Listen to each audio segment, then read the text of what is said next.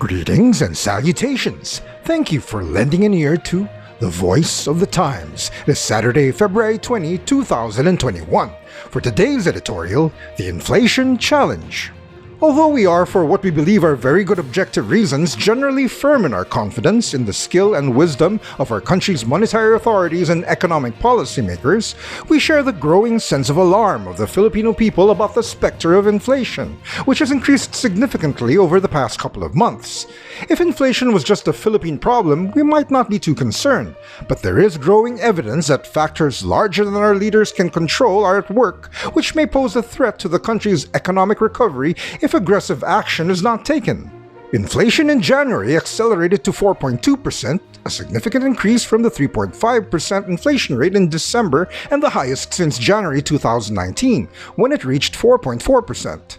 The latest inflation result was troubling on two counts. The rate exceeded, albeit by a small margin, the upper limit of the Bangko Sentral ng Pilipinas or BSP's forecast range of 3.3 to 4.1%. The other worrisome factor was the source of the increase.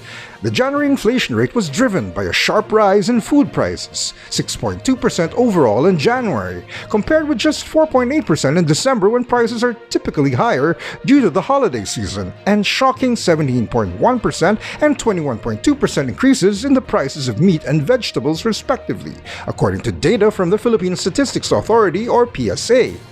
The BSP follows a policy of inflation targeting with the aim to keep the inflation rate within an ideal range to promote economic expansion. Typically, this is from 2 to 4%. Monetary tools such as interest rates are used to either increase or decrease the amount of money moving around in the country's economy and thus moderate inflation. An increase in benchmark interest rates, for example, tends to reduce spending and lower inflation. At the latest meeting of the Monetary Board earlier this month, it was decided not to make any changes to interest rates. Although inflation has increased, monetary authorities felt it was still acceptably close enough to their target range to adopt a wait-and-see attitude. We won't second-guess that decision, but the economy may have entered a phase in which monetary tools alone are insufficient to manage inflation given its source and the unique circumstances that are currently prevailing. Increasing inflation at a time when consumer demand is lower than normal, as it has been since the beginning of the pandemic, is rather unusual, as prices usually decrease in response to decreasing demand. If one looks at the breakdown of the latest PSA inflation data, if the food component is removed, prices otherwise reflect a normal pattern one would expect in the current circumstances. Food prices are the obvious culprit, but unfortunately, the usual means of managing inflation has little effect on them.